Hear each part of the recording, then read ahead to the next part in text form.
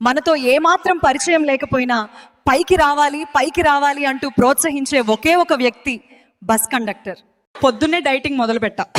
మధ్యాహ్నానికి ఒక బిర్యానీని చూసి నువ్వు నా డైట్లో లేవు కానీ నా హార్ట్లో ఉన్నావని తినేసా.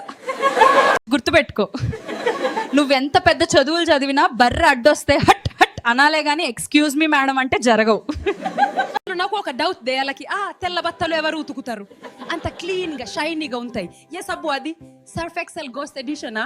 రాత్రి పదుకున్నప్పుడు దోమలు కుత్తకుండా ఉండలి అంతే. దోమలు పదుకున్నక నిద్రపోంది. పొద్దున్నే డైటింగ్ మొదలుపెట్టా. మధ్యాహ్నానికి ఒక బిర్యానీని చూసి నువ్వు నా డైట్లో లేవు కానీ నా హార్ట్లో ఉన్నావని తినేసా. వెళ్ళాను రెస్టారెంట్కి. ఏంటి బ్రదర్, గంట అయింది ఆర్డర్ ఇచ్చాన్న. ఓపిక పట్టండి సార్, వేడివేడిగా సర్వ్ చేయాలని మా తాపత్రయం అన్నాడు. నేను ఆర్డర్ చేసింది ఐస్ క్రీమ్. ఈ నెల ఖచ్చితంగా డబ్బులు దాచుకోవాలి అనుకున్నా, కానీ ఆన్లైన్లో 50% ఆఫర్ అని చూడగానే నా సేవింగ్స్ అన్నీ సఫర్ అయ్యాయి. భార్య బస్టాండ్ లాంటిది, భర్త బస్సు లాంటోడు. ఎక్కడెక్కడ తిరిగినా చివరికి బస్టాండ్కి చేరాల్సిందే. దీన్నే అంటారు అనుకుంటా బతుకు బస్టాండ్ అవడం అంటే. సోమవారాన్ని మండే అని ఎందుకంటారంటే ఆదివారం శుభ్రంగా తిని పడుకుంటాం, తెల్లారి పొద్దున్నే పనికి వెళ్ళాలంటే మండదా, అందుకే మండే అని అంటారు. భోజనం ఎంత చిత్రమైనది.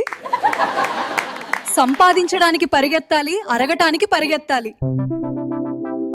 అలారం ఆపేసిన తర్వాత వచ్చే నిద్ర నిజంగా రాత్రంతా పోయిన నిద్ర కన్నా మస్తు మజా ఉంటుంది. ఎస్ఓ రెన్నో. మీకేమన్నా సమస్యలుంటే స్టేటస్లో పెట్టండి, 24 గంటల్లో మాయమైపోతాయి.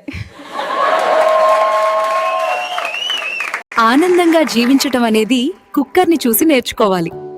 కింద ఎంత మండుతున్నా పైకి విజిల్ వేస్తూనే. ఒకవేళ గవర్నమెంట్ ఒక చెట్టు పెట్టు, ఒక మందు బాటిల్ పట్టు అంటే మందు బాబులు మొత్తం కలిసి ప్రపంచాన్ని పచ్చదనం చేసేస్తారు. వాట్సాప్లో రాత్రి 10-12 గంటల దాకా ఆన్లైన్లో ఉండేటోళ్లకు ప్రభుత్వం వెంటనే స్పందించి పెన్షన్ గాని నిరుద్యోగ భృతి గాని ఇవ్వాలి. చిక్కటి కాపురానికి చక్కటి చిట్కా. భర్త అరిచినప్పుడు భార్య లోపలికి, భార్య అరిచినప్పుడు భర్త వీధిలోకి వెళ్ళిపోవాలి. అంతే, సింపుల్.